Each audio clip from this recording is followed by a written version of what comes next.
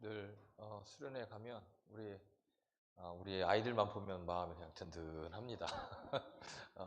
어디 있어도 많이 있든 적게 있든 우리 아이들이 늘 우리 중고 청년부들이 보면 든든하고 그냥 배도 부르고 그래서 좋습니다.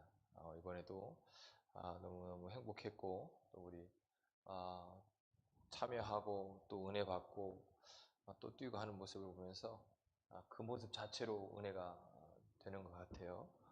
저로서는 이런 모습을 우리 어른들도 와서 다 봤어야 되는데 그런 마음도 들었고요.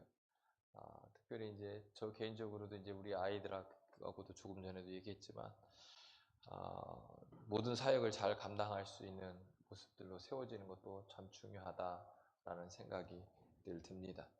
그래서 우리 성도들이 계속해서 우리 아이들을 위해서도 끊임없이 기도해 주셔서 성장해 갈수록 교회를 떠나는 것이 아니라 교회를 세우고 교회 안에서 더욱더 하나님의 교회를 세울 수 있는 우리 중고 청년부 또 성인들이 되어 갈 수 있도록 우리 성도들이 계속해서 기도해 주시면 감사하겠습니다.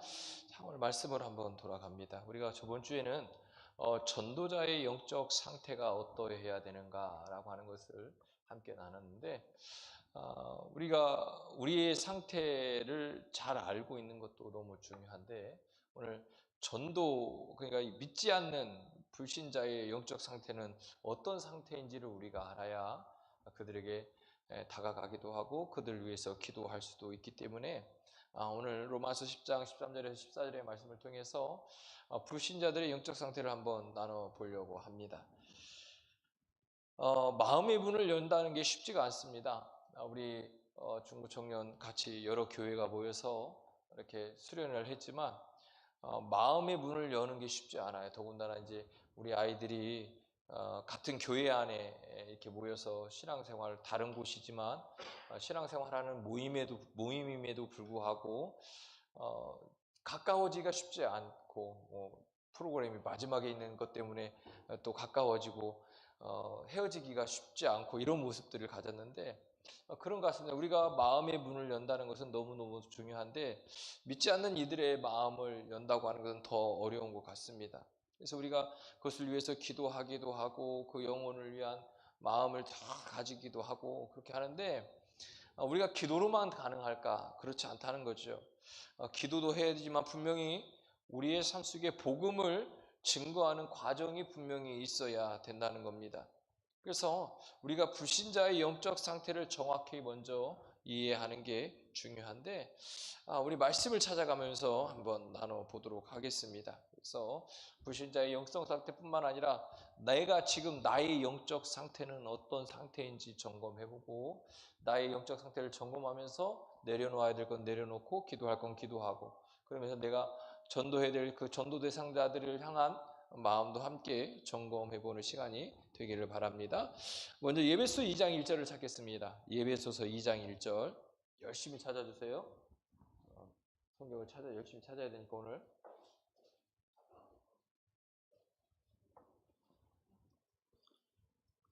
찾았으면 아멘. 예배소 2장 1절 자 읽겠습니다. 시작. 할렐루야. 뭐라고 말씀하고 있냐면 불신자, 믿지 않는 그들의 영적 상태를 이렇게 설명합니다. 그들은 허물과 죄로 죽어있는 상태다. 그러니까 지금 살아있어서 숨을 쉰다고 해서 살은 것이 아니라 그들의 영적 상태가 죽었다고 하는 겁니다. 허물과 죄로 인해 죽었다는 거예요. 자, 2절 읽겠습니다. 시작.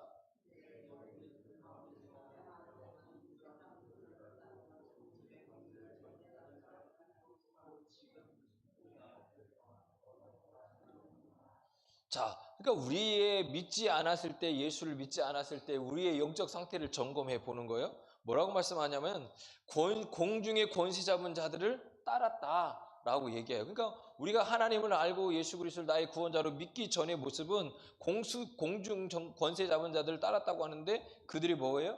마귀라는 거예요. 마귀의 종로를 타면서 살았던 모습이 우리의 모습이었는데 그런 모습이 예수 그리스도를 나의 구원자로 믿는 그 순간에 여기에서 자유함을 얻는 거죠. 그러니까 지금 믿지 않는 영혼들이 그럼 이 상태에 영적 상태에 있다고 하는 것을 우리가 분명히 알아야 돼요. 그러니까 그들이 예수를 믿지 못하는 이유는 뭐라고요? 마귀의 이 종로 타면서 마귀 사탄들이 예수 믿지 못하도록, 자유함을 누리지 못하도록 놓지 않는 거예요. 그러니까 우리가 그것을 놓게 해달라고 자꾸 기도해야 되는 거죠.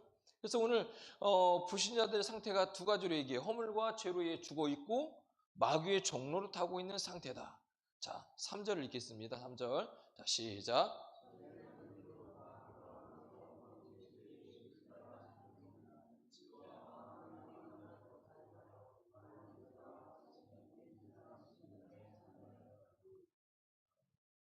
자, 이렇게 말씀하죠. 전에는 우리도 다 그 가운데서 우리 육체의 욕심을 따라 지내며 육체와 마음에 원하는 것을 하여 다른 이들과 같이 본질상 진노의 자녀였다. 이렇게 말씀해요. 그러니까 믿지 않는 상태의 모습이 뭐냐면 진노의 자녀였다는 거죠.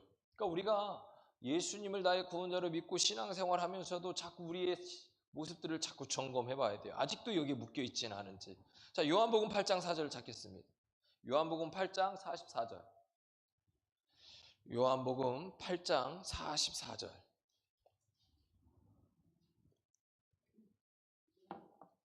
자, 읽겠습니다. 시작.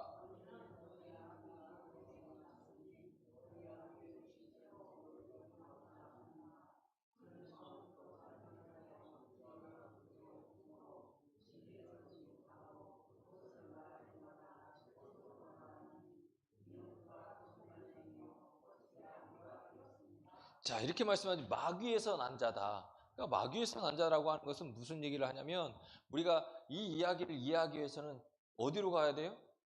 창세기로 다시 돌아가야 되는 거예요. 원죄에 대한 이야기를 하는 거예요. 우리가 처음 태어날 때 우리는 학교에서 배우는 게 뭐예요? 성선설, 성악설. 그럼 우리는 뭐예요? 어유, 그래요. 성악설이라고 이야기하는 애들은 그래도 열심히 성경도 보고 하는 거예요. 그러니까 우리의 본성이 태어날 때 원죄라고 하는 것을 가지고 태어나기 때문에 우리는 성악설이 맞는 거예요. 우리의 생각 따져보면.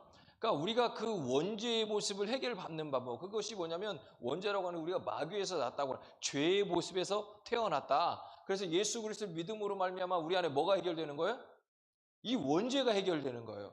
문제는 우리가 살아가면서 무슨 문제를 해결해야 돼요? 자범죄라고 하는 것을 해결해야 돼요. 예수를 믿고도 원죄가 해결됐기 때문에 나는 죄인이 아니다. 끝났다. 나는 이제 죄의 모습이 아니다.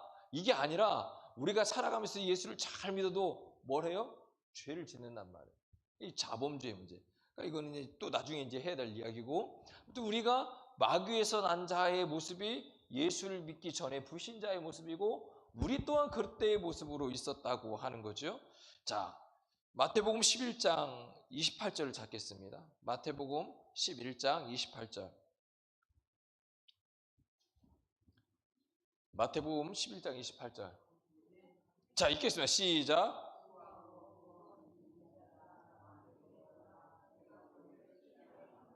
자, 예수를 믿지 않고 불신자의 상태가 어떤 상태예요?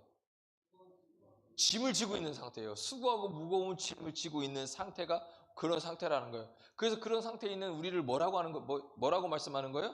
오라는 거예요. 주님 안으로 오라는 거예요. 주님 안에 오면 뭐가 있다는 거예요? 쉼이 있다는 거예요. 그러니까 우리가 주님으로 인해 진정한 쉼을 얻어야 된다는 거예요. 그러니까 우리가 여전히 수고하고 무거운 짐을 계속 가지고 살아간다면 우리가 뭘 하고 있지 못하냐면 주님 앞에 와서 짐을 내려놓지 못하는 거예요. 그럼 주님 앞에 왜 오는 거예요? 짐을 내려놓으러 오는 거예요. 이런 얘기하고 똑같습니다. 무거운 택배를 있어요. 이거를 택배를 보내려고 해요. 그 택배를 보내러 갔어요. 그럼 어떻게 해야 되죠? 주소도 적고 다 해고 딱지를 그 택배 상자에 붙여갖고 보내야 돼요. 근데 주소만 주고 택배 그 무거운 짐 내가 들고 가는 거야. 이게 바른 거예요? 그게 잘못된 거예요. 우리는 자꾸 교회는 오는데 예수님의 이름을 부르는데 다시 짐은 그대로 갖고 가. 택배 아저씨한테 주소만 주고 짐은 내가 들고 간다고요. 계속 다닌다고. 이거는 잘못된 거예요. 그러면 제대로 그 짐이 갈 수가 없는 거예요. 내가 원하는 원래 목적으로 우리가 그 짐을 붙일 수가 없는 거예요. 그러니까 우리가 가는 곳은 천국인데 천국에 갈 때 주님께서 뭐라고 하냐면 짐을 내려놓으라고 하는데 여전히 우리는 짐을 들고 가는 거예요. 근데 믿지 않는 상태의 모습이 바로 이런 모습이라고 말씀하는 거예요. 자, 또 찾습니다. 누가복음 16장. 누가복음 16장 22절 23절.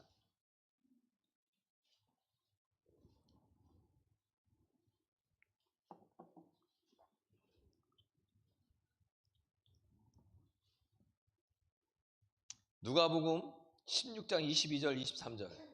자, 읽겠습니다. 시작.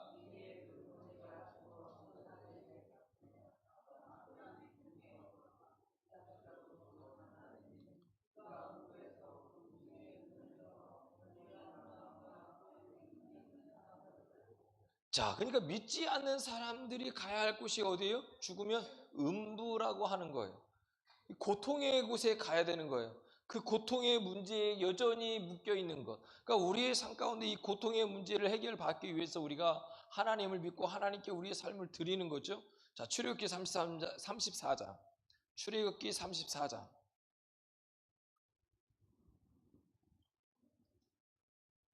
7절.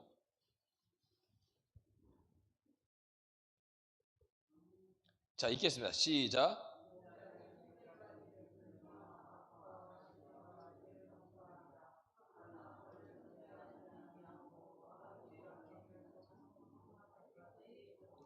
그러니까 저주가 계속해서 자손에게 이어진다는 거예요.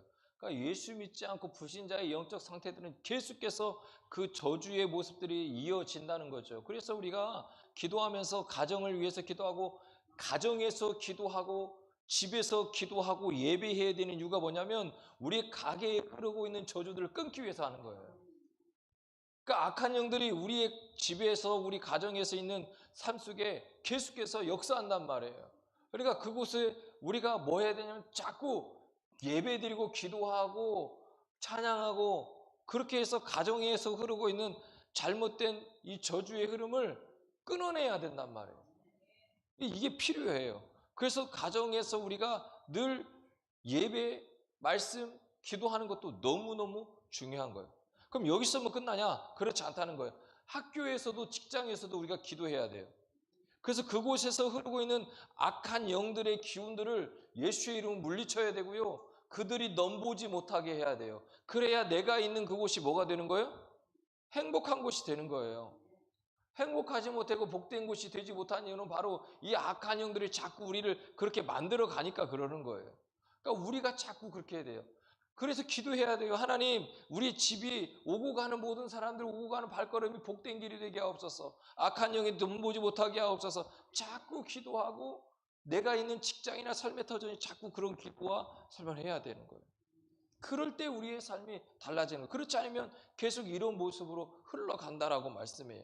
그래서 우리는 구원받지 못한 불신자의 이 영적 상태, 그들의 형편을 분명히 알아야 돼요. 오늘 우리가 찾았지만 여러 가지 말씀 찾았지만 이런 모습들이 그들의 모습이라는 거예요. 그래서 세상의 주인이나 물질의 풍요로만으로 인해서 인생을 판단할 수 없고 행복의 척도를 알 수 있는 게 아니에요. 중요한 것은 내가 정말 예수를 믿고 그들의 영혼 상태가 어떤지를 분명히 알아야 그들에게 다가가고 그들에게 복음을 전하고 그들의 어떤 모습인지를 우리가 알면 이해가 되는 거예요. 아, 예수님을 믿지 못하니까 악한 영들이 그렇게 하는 거구나. 하는 거구나. 제가요, 전도를 이렇게 나가는데 중3 때 전도 집회에 가서 전도하는데 인천시장을 딱 이렇게 한 100명 정도가 구호를 외치고 가잖아요. 그러면요, 가게 그만두고 도망갑니다. 장사하다가 다 도망가요. 근데 그것이 끝일까? 아니에요. 별의별 일이 다 있어요. 어떤 사람은요, 물도 찌푸리고요. 어떤 사람은 소금도 뿌려요. 그러면 우리는 생각하면, 야, 내가 이런 걸 이렇게 당하려면 굳이 이렇게까지 내가 해야 되나? 근데 그들의 영혼이 어떤 상태인지를 알면 이해가 되는 거예요. 아, 지금 악한 영들이 복음을 듣지 못하도록, 하나님을 믿지 못하도록 그렇게 하는구나. 그러면 그들의 상태만 그러냐? 그렇지 않죠. 우리가 은혜 받을 때가 되면 자꾸 문제가 생겨요. 그 자리를 찾지 못하게 하고 예배 자리에 앉아 있지 못하게 하고 은혜 자리에 앉아 있지 못하게 하고. 이번에도 우리 그 친구 중에 한 친구가 세 번째 왔다고 하던가요? 근데 올 때마다 은혜 받을 때가 되면 몸이 아파요. 배가 아프고. 그러니까 못 있는 거예요. 그래도 끝까지 다 남아있고, 그래도 첫째 날 그 첫째 빼고는 계속 또 괜찮아서 계속 은혜의 자리에서 같이 은혜 받고 하는 모습을 보면서 그렇다니까요. 우리가 은혜 받을 수 있는 자리를 방해하는 악한 영들이 있어요. 그런데 믿는 우리도 그런데 믿지 않는 불신자들에게는 어떻겠냐고요. 그러니까 누가 나에게 소금을 뿌리면 뭐예요? 그럴 수 있어. 믿지 못하니까 그럴 수 있어. 우리는 아는 거죠. 알면 그럴 수 있어. 저 사람은 얼마나 고통스러울까. 마귀에게, 악한 영에게 조종받고 있는데. 우리는 이런 마음을 가지고 있게 되면, 이런 상태를 알게 되면 그를 위해서 오히려 기도하게 되는 거죠.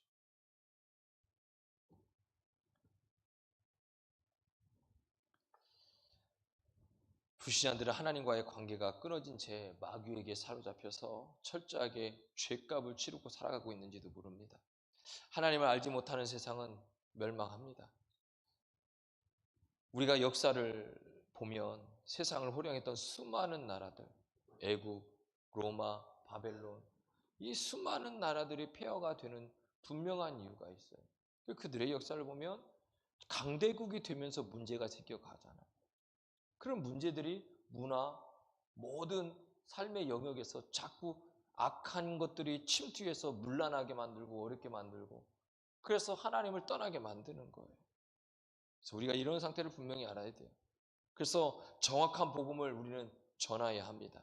자, 오늘 본문을 한번 다시 읽어보겠습니다. 오늘 본문 로마서 10장 13절 14절 15절까지 읽겠습니다. 15절까지. 자, 시작.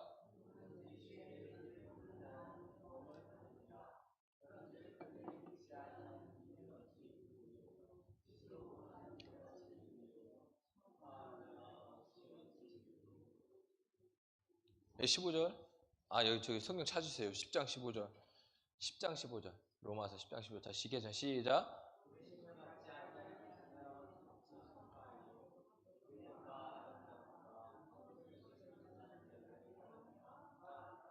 할렐루야. 그러니까 어떤 사람이 구원을 받는다고 했어요? 어떤 사람이? 누구든지예요. 누구든지 주의 이름을 부르는 자. 그러니까 누구든지 주의 이름을 부르는 자는 구원을 받는다고 분명히 말씀하고 있어요. 여기에는 저놈은 못났으니까, 저놈은 공부를 못하니까, 누구는 너무 잘나서 너무 잘 사니까, 이런 게 아니란 말이에요. 어떤 상황이 있든지 중요치 않아요. 누구든지 주의 이름을 부르는 자가 구원을 받는다는 거예요. 자, 그래서 14절에서 15절에 나오는 전도의 4단계를 이렇게 해요. 이렇게 말씀합니다. 보내심을 받음. 저나 여러분이 먼저 구원을 받아서 우리를 뭐 한 거예요? 보내시는 거예요. 누구에게? 그 영적 상태에 있는 불신자에 있는 그들에게 우리를 보내는 거예요. 왜 보내는 거예요? 뭘 전파하라고? 복음을 전파하라고. 그러니까 우리가 예수 믿으세요라고도 하지만 우리 학생들 이번 제목이 복음이 복음되게 하라. 이게 제목이잖아요. 이 복음이 나를 뭐 하는 거예요?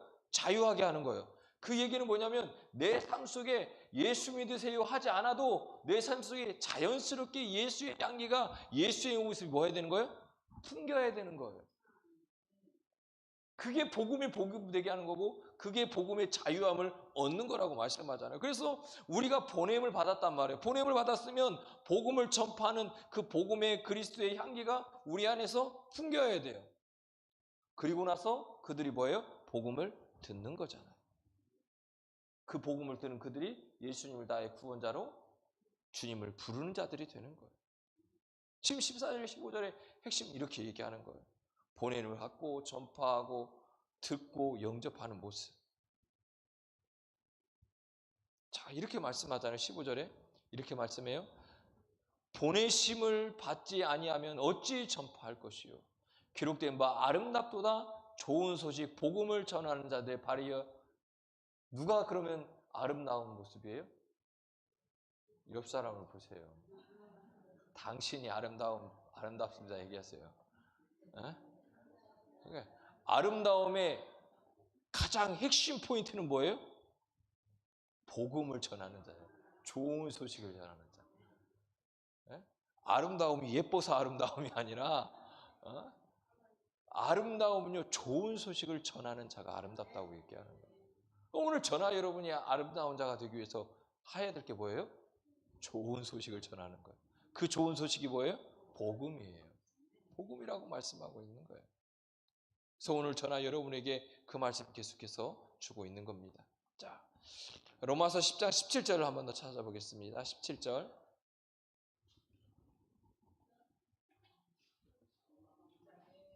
로마서 10장 17절. 예, 우리 몇 절만 지나가면 되는 건데 막 넘겨요. 자, 읽겠습니다. 시작.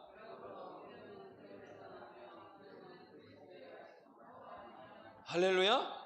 믿음은 어디에서 난다는 거예요? 어디에서 난다고? 들어야 돼요. 그럼 뭘 들어야 돼요? 말씀을 들어야 되는 거예요. 수많은 소리가 우리에게 들려지지만 그 중에서 가장 중요한 건 말씀을 들어야 돼요. 말씀을 들어야 믿음이 생기는 거예요. 오늘 저나 여러분이 하나님 말씀을 뭐 설교를 통해서도 듣고 여러 가지 듣겠지만 자꾸 말씀을 들어야 돼요. 또 말씀을 자꾸 읽고 묵상해야 돼요. 자, 디모데후서 4장. 디모데후서 4장. 믿음은 들음에서 나는데 그 믿음 들음은 그리스도의 말씀, 하나님의 말씀인데 그래서 이렇게 말씀하는 거예요. 자, 디모데후서 4장 2절. 4장 2절 찾았으면 아멘. 읽겠습니다. 시작.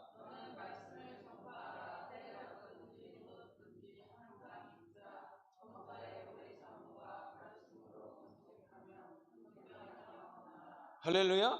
때를 얻든지 못 얻든지 뭐 하라는 거예요? 말씀을 전하라는 거예요. 그런데 이렇게 말씀해요. 자, 보세요. 말씀을, 성경 말씀을 읽어요. 자, 너는 말씀을 전파해라. 때를 얻든지 못 얻든지 항상 힘쓰라. 그런데요, 범사에 뭐 하라고요? 오래 참음과 가르침으로 경책하며 경계하며 권하라. 이렇게 말씀하는 거예요. 그러니까 우리가 늘 깨어 있어야 된다는 거예요. 복음을 전하는 자의 모습은 믿음으로 늘 깨어 있어야만 된다는 거예요. 아차하면 안 된다는 거죠. 자, 마지막으로 찾습니다. 히브리서 4장. 그러니까 우리가 전하는 그 말씀이 어떤 역사, 어떤 능력이 있는지 우리가 분명히 알아야 되는데 히브리서 4장 12절. 다 찾아요. 이번에는 히브리서 4장 12절. 찾았으면 아멘. 읽겠습니다. 시작.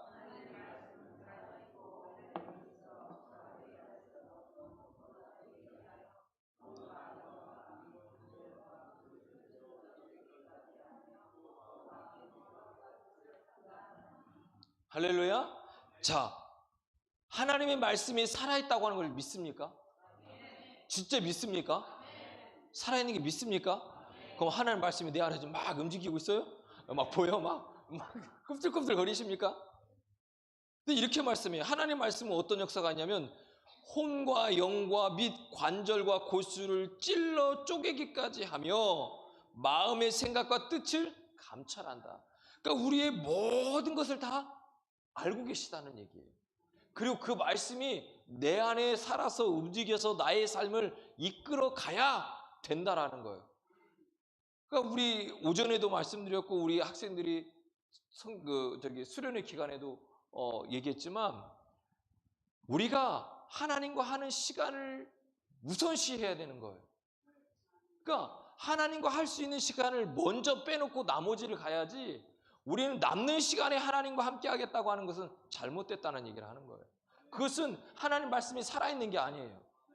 하나님 말씀이 살아있다고 하는 얘기는 우리가 그것을 믿는다면 내 삶의 최우선이 뭐여야 돼요? 하나님과 함께하는 시간을 만들고 나머지 시간을 사용해야 되는 거예요. 근데 우리 반대로 사용하고 있잖아요.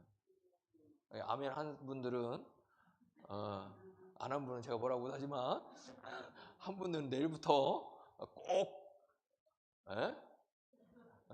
하나님의 시간을 먼저 우선 빼시고 함께 하시는 시간을 빼시고 그 다음에 시간을 활용할 수 있기를 주님 축복합니다. 그래서 우리가 그 시간을 정하는 게 좋습니다. 뭐 하루에 정하든지 매일 내가 이 시간에만은 하나님과 교제하는 시간을 갖겠다라고 하는 단 10분이라도 아니 단 5분이라도 그 시간을 정해서 하나님과 교제하고 하나님의 시간을 내어 드리는 게 너무도 중요합니다. 하나님은 우리의 시간 다 달라고 하지 않아요. 우리의 시간을 하나님께 먼저 드리고 나머지 시간을 우리의 삶을 사용하라고 말씀합니다. 우리가 이 시간에 함께 기도하기를 원합니다.